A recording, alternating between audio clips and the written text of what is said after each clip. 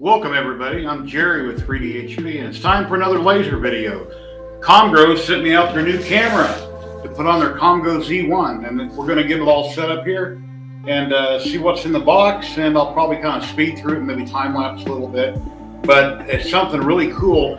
When you have a camera set up and you're working with Lightburn, you can monitor your print, you can see what's going on, and you can actually, it takes a picture of your bed and you import that into Lightburn. So when you drop your work into Lightburn, you can position it exactly where you want it, and it aligns everything up perfectly. So I set one up on my K40 a few years ago, a different camera on my K40 using Lightburn. I've kind of refreshed my memory with their paperwork, but yeah, I'm out in my garage right now filming. I moved all my Diode lasers out here and got a lot of things going on. So let's jump right into it. Let me take this box, put it up here, my working table here. Moved around my garage a little bit to put a table here and move stuff down there. And my garage is too small. It's a two-car garage, but it's just a little bit too little. But it is what it is, right? A lot of people don't even have garages and wish they did, so I should be thankful I have a garage.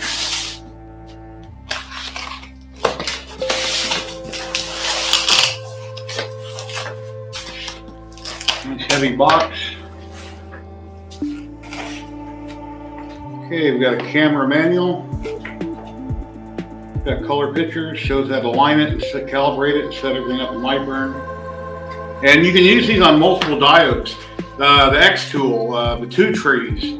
There's so many different diode lasers that are out there with extrusion that you can bolt this right on and use with it. So it isn't just for Comgrow's laser. You can use it for pretty much anything and everything. Here's a picture of all the goodies in the box.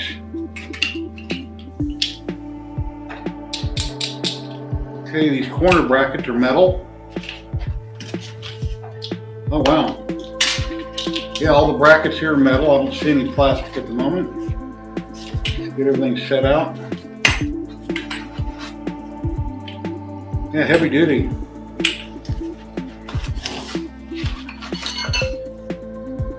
Yeah. Nice. This mount here for the camera is plastic, but that's typical. But everything else is metal so far and heavy duty.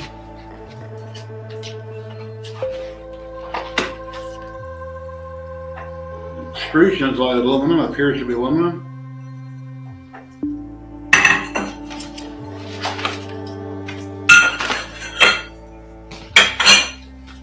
So it'll mount on the back of the laser, then it cantilevers out over the top, over the center of it. And this is probably going to be the camera. Oh no, this is the nuts and bolts and screws and wrenches and all the doohickeys you need to put it together. Another bolt pack.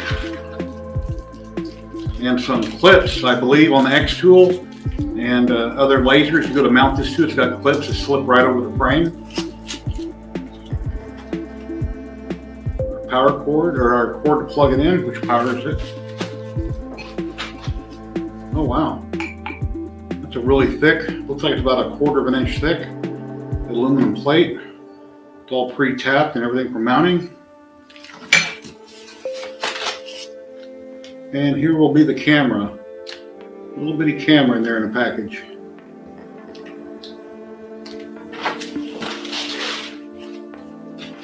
And I believe that's everything in here. Alrighty, let's start building.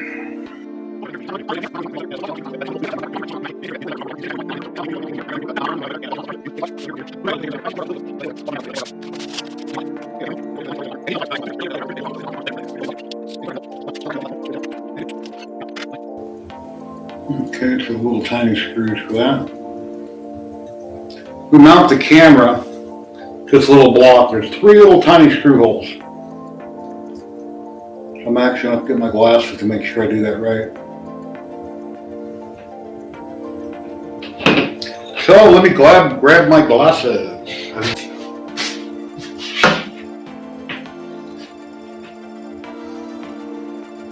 And be sure you get all 3 bolts started before you tighten them up. Otherwise the holes might misalign just a hair and you won't be able to get the thread started. I'll hold the T-nut pair of pliers and see if I can tighten it up that way.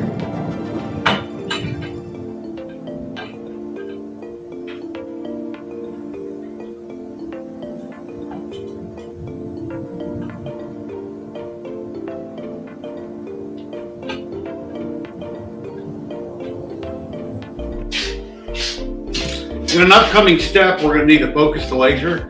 So if you got any whiteboard laying around, this will work perfect.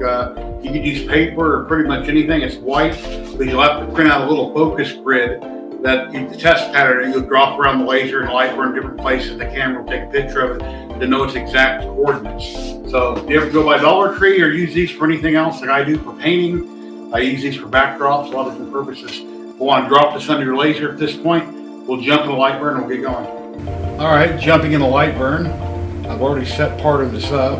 You want to go to Window, come down to Camera Control. You want to turn on Camera Control, put the checkbox there. And it'll pop up on the right side and you can move it around wherever you want to put the window.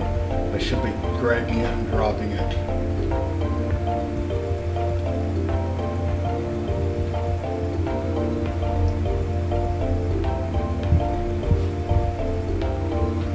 Then we'll go Laser Tools, Calibrate Camera Lens. Line to USB camera that you got here, you got the USB, standard lens. Now we want to do a full calibration like I did on my K40 a few years ago, but I just tried this before I started taping and it wasn't working out, I don't know why. But I'm going to pick next. We're going to try it anyway, maybe it'll work for you, but it didn't for me. And you want to download this test pattern. It's got a button right there, you click on the pattern, you download it, you print it out on your printer, which I've done. Click capture, and right here it says image pattern not found. Okay, well, you can put it back on later. Okay, I've got it laying on the laser turned sideways because the camera is mounted sideways. And let me hit capture again and see it's not seeing it. That's completely crazy. Uncheck the honeycomb bed, doesn't matter. Not seeing a pattern whatsoever. That's just crazy. So I'm going to hit back. And I looked in their paperwork, and in their paperwork they're talking about picking the 8 megapixel N75. So I'm going to do that. I'm going to hit next, and it sees it there on the bed. Hit a line camera, and now we're jumping right past it where it has to focus on the paper in the 4 corners in the center. We jump right past that step by picking that specific camera, which is crazy to me. So I don't know. On my other copy of Lightburn that I have in the house, on my K40, it worked perfectly fine. And I'm on my second computer in the garage, which has my second copy of a Lightburn on it. So the camera's selected, hit next. And now we need to put down a piece of material so we can cut these test patterns in it and line it up, make sure it's working properly. So let me throw some material down on there. Well, that white Dollar Tree foam board might work. Let's try that. It's sitting on it. Let's see, fill power and line power, I got 60 and 60. I'm working with Dollar Tree whiteboard. We crank this up to 100. And fill at 100. Speed, 3,000. Let's drop that down to 1,000. Line speed, 1,000. Reverse this, then you can turn on, and let's frame it.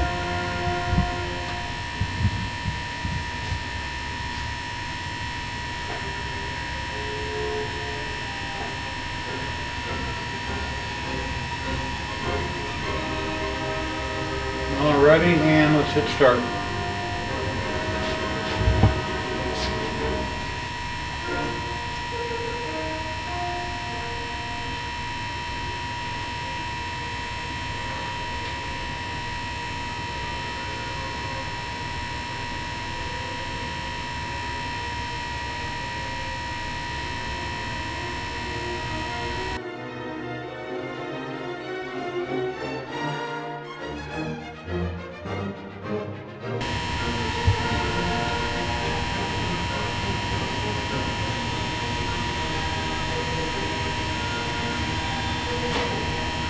Okay, take it all the way to the corner, and let's let it capture that picture right there.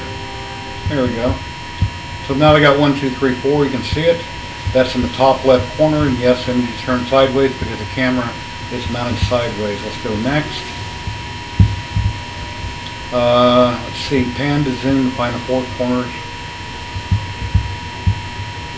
So zoom in. That looks good. Pins is in to find a 4 corners mark, and then double click in the center of each one. Oh, I see. Now I forgot about this part.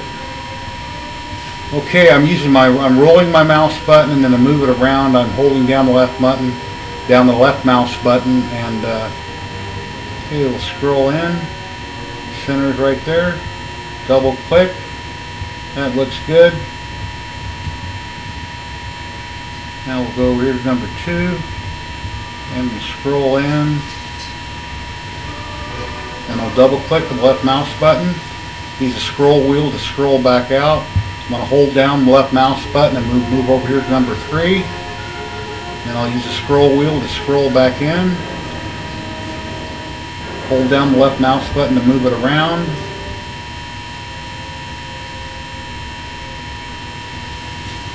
I'll double click the left button. And now let's do number 4.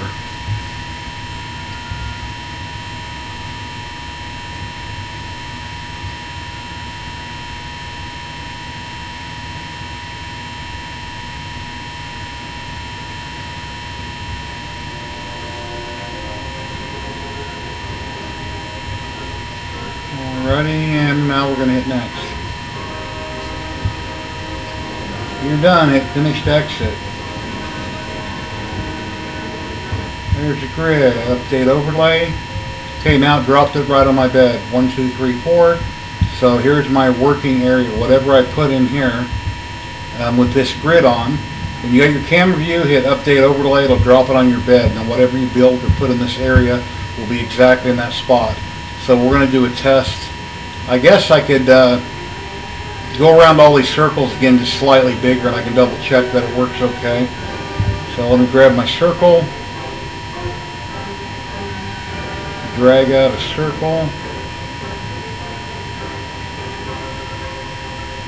Whoops, let me hit undo, that's boo-boo. Hit my move tool.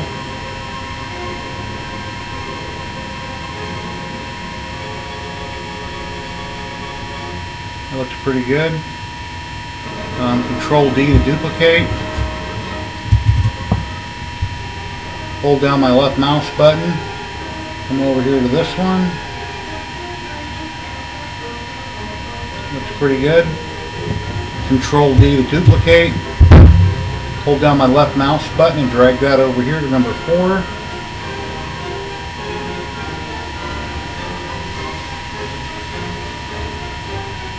That looks pretty good. Control D to duplicate. Hold down my left mouse button and drag that over here. Hit your last one.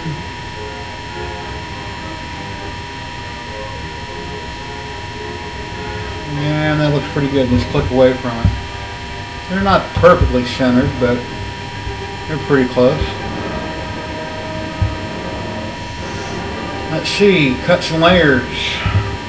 100% power. It's going to be blind mode. What did I say my speed was earlier? 1,000 and 100. I think that's what it was. One pass. Let me go ahead and home the printer. Put my camera mode. Yeah, I got to figure out what to do about that camera. I don't like it being sideways like that. Might have to change it or something. Alrighty, now we're going to hit start, see how it comes out. Well, I haven't selected everything. Alright, simple way. I hold down the left button, I drag around everything on the work surface. Now they're all highlighted, and now I hit start. There we go. Now let's see how it comes out. It's one pass on each one. I'll be real quick. Alright, those came out really good. They're a little bit off center, but so are they on the paper. So come back up here, highlight all of them, right click, hit delete. I know there's a control key for that, but I'm not up to date on all my control keys. Art library, let's see. Animals. Here's a camel.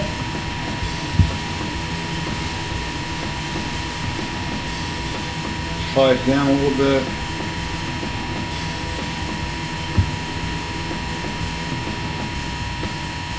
go.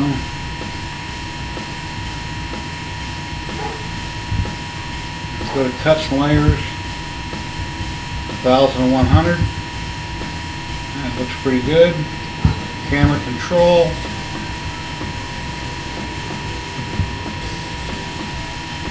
And here we go. Got to highlight it. Here we go.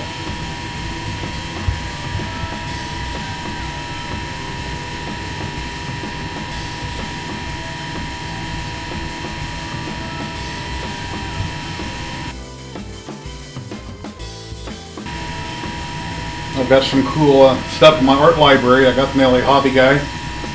Please go check out his channel over on YouTube. It's a lot of great stuff all about Lightburn. Great individual, and he has a lot of great content.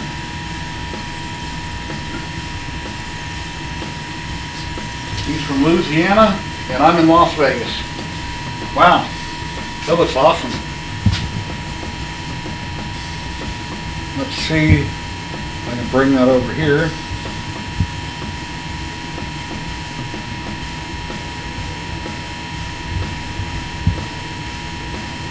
Now let's figure out how I can rotate that.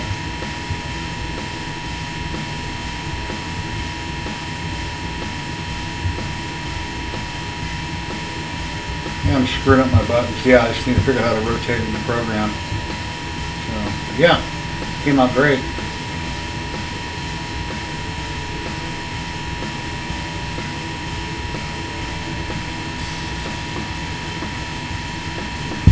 There we go. One other thing I forgot to mention here, there's a button right here called Fade and Show. If you don't want to show that image that's on the screen of your layout, you can simply turn that off. If you want to fade the image or see it dark, you can go like, you turn it on or off. That way you can line up your next project, just have that kind of in the background. Then you can fade it out and then start your job. Get your alignment right. The only gripe I had is they had the wrong wrench in it. No big deal, I had one. And they're calling it aluminum wire when it's aluminum extrusion. Maybe in China they call it wire. I've never heard of such a thing. It's not a big deal. And then the camera itself, it's really a darn shame that it's turned lengthwise. It looks really good that way, but they would have spun it sideways. It'd be square with the machine. You wouldn't be looking at an image here sideways. So I'm not really sure why they did that. And then the clamp that holds the camera. It's an H-shaped clamp. The extrusion is also flat, and the bracket that goes on it's flat. You got to put quite a bit of force with a wrench and a pair of pliers, or a crescent wrench or something on the other end to get that to barely bite that clamp. It doesn't have to be any kind of elliptic grab. It's just a flat surface on another flat surface, and it kind of pinches it a little bit. So I think they should change that mount and have it screw together, because everything goes together so easy until you get to that. And if you don't have much strength in your hands, or you're an older person, that might be hard to tighten up. I got it snugged up fine, and then I put a couple Velcro straps around it. Maybe a piece of double-sided tape, and just stick it in place would work. And then put a couple Velcro straps on it to back it up. That might be a better option, is double-sided tape and then Velcro to back it up. But yeah, please like, subscribe, and share. I appreciate everybody. And like I say, this camera mount you can use on pretty much any diode laser. It'll mount right up. It's very easy to set up in Lightburn, and I guess that's about it. So you all have an awesome day, and please like, subscribe, share. Happy laser engraving, everybody. And check out Rich the LA Hobby Guy. He's got a lot of great content. So if you'd like to learn more about Lightburn and a lot of different things, I'm on his Patreon. You can join on his Patreon. He's got tons of free files for people. He has great videos, great content. Please check him out, and keep subscribing to me, and please leave a comment down below. Later, guys.